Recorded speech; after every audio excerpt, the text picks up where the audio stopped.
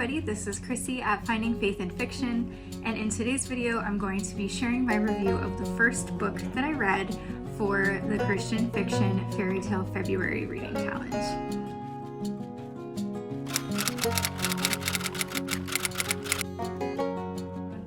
As you may have seen from my last video, the book that was chosen was Stardust and Silence, and this was the book that I chose to fit the sci-fi or dystopian retelling. I did spin the wheel on the first to see which prompt I would do. It turned out that was really a pain for the sake of video and editing, so I'm going to be pulling out of the old-fashioned jar for the next one. But I did finish, and I'm really excited to share my review with you today.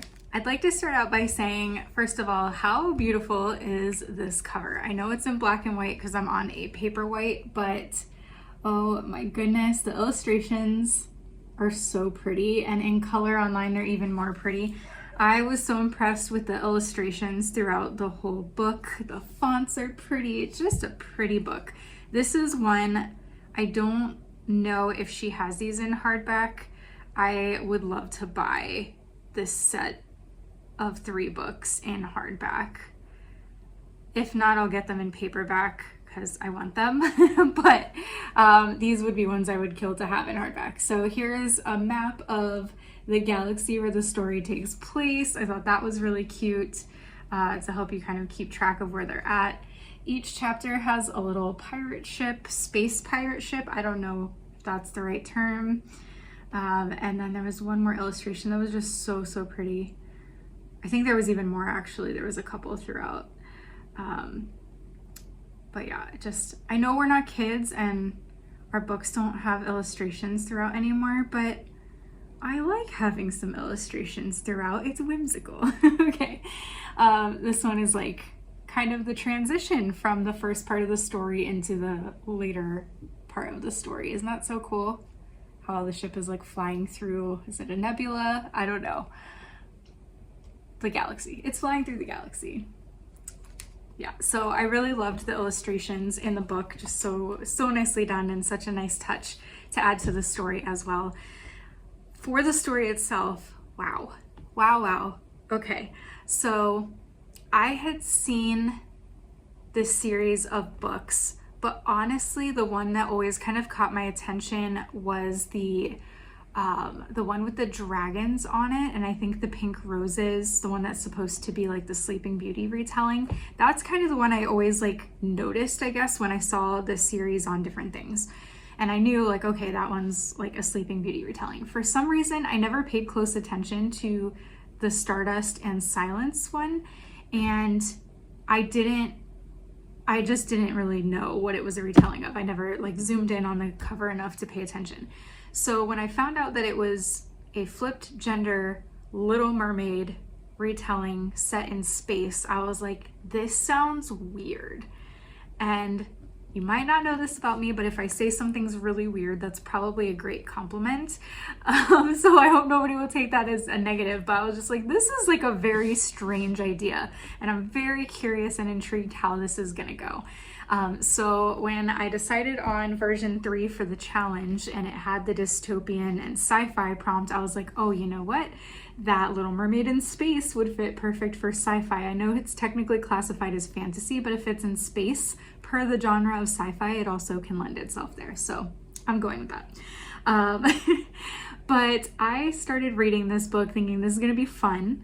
This is going to be a little weird, and I'm excited to see how the mermaid ocean parts work into this space setting. Like, this is either going to be amazing or it's going to be bad. I didn't think it was going to be bad, but I just didn't know how good it was going to be, and it was amazing. I will also say that this week has been one of the hardest of my entire life for reasons I won't get into on today's video. And when I spun the wheel and got this prompt for the sci-fi dystopian, and I knew this was the book I had matched with that prompt, I was thinking, okay, great, this book is coming at a great time. Things are hard. This is going to be like a fun like weird book, and it's gonna lift my spirits and stuff. What I did not anticipate is that spiritually this book would like knock my socks off. I literally read the majority of this book on the 2 to 3 days this week that were some of the hardest of my life. And this book, being the book that I picked to start off this challenge, was honestly like so much God's hand in just the tiny details, right? Like it's just a book, but like I feel like he put this book in my hands for this exact time, like down to the days. And I'm sorry if I'm getting emotional, but like the faith and yeah, just the nature of like how Ashley Willingham writes the God character. It's all done like in allegory, right? There's the creator. And the way that you see the people, the characters show like reverence and prayer and praise and worship to him is very cool. But then on the flip side, you see him like wrap himself around these characters. And man, did it just hit me right where I needed it to hit me on those days that were honestly so dark for me. And this is why I do what I do here on this channel with the Christian fiction. Again, they're just books, right? But you know, words have power. The Bible tells us words have power. They have the power to speak life or death, and what we read and what we consume matters. And so to have this book speak so strongly into the darkest part of my adult life was just, it was amazing. It was amazing. And so I just have to pause and say thank you, Ashley, for writing this book. I haven't read your others yet, but I promise I'm a diehard fan and will be reading every book you put out. But thank you for writing this book. It not only was immensely entertaining and just so well written and so cool and in the strangest way, but the faith elements really shone so brightly through the story and really just touched my heart. And I just want you and anybody who else is considering reading this book just to know how much it really touched my heart and yeah, just uplifted me. It was crazy. Okay, so getting a little bit more into this story, I think I read the premise of the book already on the last video. I honestly can't remember because the week that this has been. So I'll read it really quick just in case. So he's waited 500 years for her. Now he only has 3 days to win her heart. 𝘰𝑚. I was born to rule the stars. As the daughter of the pirate queen, my destiny was to command my own fleet, chart my own course, and carve my name into the heavens. But when mutiny strikes, I'm pushed overboard into the very heart of a nebula cloud. I should have died. Instead, I find him, a creature of legend and stardust, one of the fabled 𝘱𝑒. All right, now it moves to the male character, and I don't know how to pronounce his name, and I should have asked before making this video, but again, bad week, I didn't have time. 𝑉𝑒𝑙𝑦𝑜n, maybe? 𝑉𝑒𝑙𝑦𝑜n. I'm gonna call him V because that's one of his kind of names in the book as well. And if you read it, you'll understand that. When I prayed to the Creator, begging for a resonance, the one whose soul was meant for mine, I never imagined she would be human, nor that she would hold the means to destroying my people forever. 𝘰𝑚 is my mate, but to be part of her world, I must make a deal with the Witch King and sacrifice all that I am. Without my voice, I am powerless, but without her, I am nothing. 3 days, that is all I have, and if I fail, I will lose more than just my freedom. I will lose her, along with the key to saving my world. With enemies closing in and time running out, can I possibly win 𝘰𝑚's heart? Or will I be lost to the Witch King's void forever? Okay, so we have these two characters. The female, 𝘰𝑚, she is the pirate princess of the galaxy. So her mother is the pirate queen, her father, I guess, crown king. I don't know. I don't know enough about royal families to know what to call him. He doesn't actively rule, it's his wife doing her thing. So it's their daughter, and she's kind of like in training to become the next pirate queen. And there's like these bands of pirates, and she's like at the head of the council and whatnot. So they're on their ship. It looks I loved this. It looks like a wooden ship, like I showed you in the illustrations. It looks like a wooden ship flying through the sky, like the ship from Peter Pan flying through the London sky. And like, I loved that because it was so nostalgic, I guess. But yeah, it's a wooden pirate ship that looks like an earthly ocean pirate ship, but it flies through the skies in space. And it's powered by solar lights, I guess, in the sails. I am not great with technology, so, but it was cool how she like made it work in space, like made sense in the story. And I didn't even question it because I was like, that sounds like it makes sense. And so anyway, she gets flipped overboard, which you hear in the summary in the description. And V, we'll call him for the sake of pronunciation, rescues her kind of against his instincts because humans are kind of like the enemy of the 𝒮𝓐𝓕. They've like done so many bad things to the galaxy and hunted their people for their stardust and everything. So he rescues her despite the negative feelings he has for humans, and he heals her with his stardust. And the 𝒮𝓐𝓕 stardust is like their life force, so he like literally gives time from his life to her to heal her, and he throws her back into space, back to her ship. So they part ways, they go about their business, and like you saw in the illustration, 22 years later the story picks up.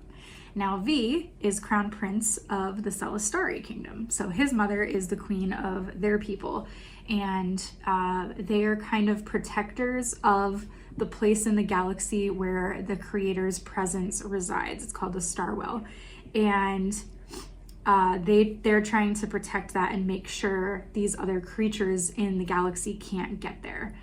And so there's these things called star maps that used to guide people to the Star Well, and they're trying to make sure those have been destroyed so no one can get there and like cause trouble. So 22 years later pass by, the main characters meet again, and he saves her again. I won't go into the details, but he saves her again. And he leaves her somewhere safe, but she's still in a lot of danger. So he goes back and tries to figure out how he can like kill multiple birds with one stone, help his family, help the Star Well, help her because he feels connected to her. He realizes she's his resonance, which is like his soulmate kind of, and he needs to be with her. It kind of reminded me of like, not to be lame, but like imprinting from Twilight, like how they imprint and they just know. That's kind of what this was like reminiscent of a little bit. And then like he couldn't deny the tug. So anyway, he makes a deal with the Witch King and goes off to take care of his business. So they end up going on this crazy adventure. His identity's hidden. She doesn't realize it's him, the guy who saved her. They're fighting all of these different forces and people after them for different reasons. Again, I don't want to give spoilers besides what was in the summary. And yeah, when it comes down to it, they have to fight evil at the end. A couple different forms of evil. And I don't want to say what happens because it's a big spoiler, but at the end, all of the characters, good and bad, have kind of their final like showdown at the Star Well. And it's a very intense scene to read, and it's crazy how well Ashley did at like capturing kind of like that awe and like reverence and like warmth of like the presence of God. In the book, he's not like necessarily a physical being. It's more of like, yeah, like swirls of stardust, and I don't know, it's hard to explain. You just have to read it because she describes it so well, and it's so lovely. And yeah, we'll say they have a happily ever after, but I'll let you read to find out how. So again, the creativity that it took to take the Little Mermaid fairy tale, and it stuck pretty closely to the storyline. Like, it wasn't a loose retelling. It was pretty much a direct retelling, but flipped. He's the prince or he's the mermaid and she's the princess, although he's a prince too. And again, it could have fallen really flat trying to put them in space, but yeah, she like just the way she did it with how these like mermaid-like creatures like swim through the nebula in the galaxy. Like it's just, it was really mind-blowing how creatively she fit that into the setting, and it worked for me. Most of the reviews are very good for this book. There was one dude who did not give it a good review, and he said having like Little Mermaid in space was far-fetched. And I'm thinking, dude, fairy tales are all kind of far-fetched, and a lot of space fantasies are very far-fetched. I mean, let's be honest, Star Wars, kind of weird when you start thinking about Jabba the Hutt and like, you know, like there's a lot of far-fetched things in those too. Spaceballs, I mean, you can't get more far-fetched and weird than that. So like, I thought that was not a valid point, and it was a discredit to how well this book was written and how beautifully she put this fairy tale into a new setting and retold it. I would go as far to say that this book is a work of art, and I don't say that lightly. This book, as soon as I shut it, I was like, this is one of my favorite books I've ever read. It's in my top 10 of Christian fiction for sure, 100%. I loved it. I loved it. Was part of the reason why I loved it because of what I'm personally going through and how well it resonated in that moment? Maybe. But honestly, I think I would have loved this had I read it at any point.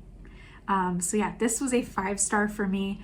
There was nothing in here that I did not like, that bothered me, that annoyed me. Like, I loved every minute of this book so much. You know, when I first started the book and I'm like realizing this guy V is like, has blue skin, I'm like, oh no, is this gonna be like a rip on Avatar? But like, it totally wasn't, and it made sense with the story, and yeah, it is just so well done. So if you have not read this series, I highly recommend that you do. It is in the Clean Fairy Tale for Adults series. So again, it's 3 books. I believe this was the most recent one, and they are all by Ashley Willingham. Sorry if I'm pronouncing wrong. I'm so bad at pronunciation, guys. I'm a teacher. I should be better at that, but I'm not. Names will always be the worst thing for me. 10 out of 10, 1,000 out of 1,000, whatever you want to give it. Like, I recommend this book so much. If you are a reader of Christian fiction, if you are a Christian, this is a must read. Like, honestly, it's a must read. I've read a couple books lately that had the faith done in the form of allegory, and I've read other books in the past that were as well, and this one was just so different and unique, but also just, like I said, amazing. Like, I'm running out of good adjectives to describe this book, and I'm pretty much gushing, and that's okay. So again, I highly, highly, highly, highly recommend this book. If you like fantasy, you'll like this. If you like sci-fi dystopian, you'll like this. If you like romance or what is it? What's the fantasy romance?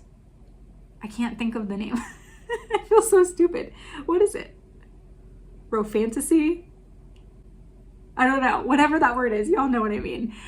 Okay, I looked it up. It is romantasy, not rofantasy. If you're a fan of this genre, you're probably thinking like, this girl is so dumb. I'm sorry, it's romantasy. That is the genre I was trying to think of and could not because my brain is shot. So if you're a fan of romantasy, I think you'll really like this book.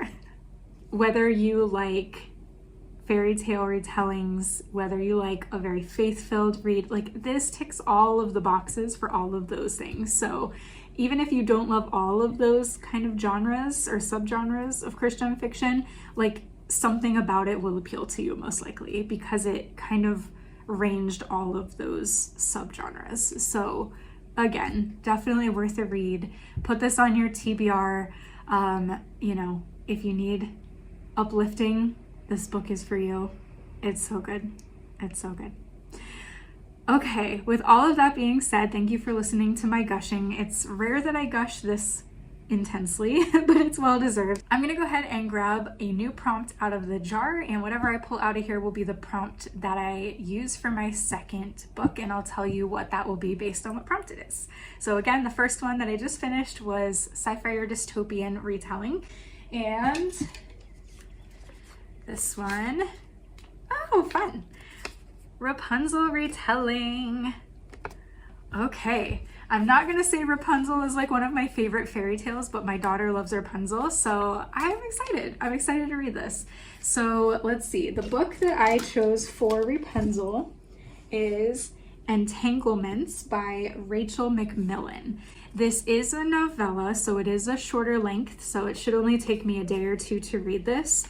And I don't know a whole lot about this book or the series that it's a part of. I know there's this one from her, there's one from Pepper Basham, and I think there's one or two other authors who wrote novellas for this series. So you can look forward to a review for the Rapunzel retelling coming in a few days. I'm excited for my book 2, and again, I'm so thankful that book 1 was what it was, and just how God in his sovereignty and love and mercy just showered that story on me when I needed it.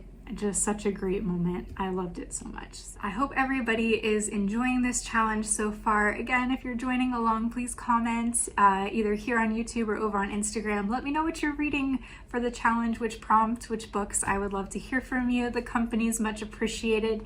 And if you have a moment, send some prayers my way too. They're much appreciated and would mean a lot to me. Thank you guys for watching, and I'll see you in the next video. Bye.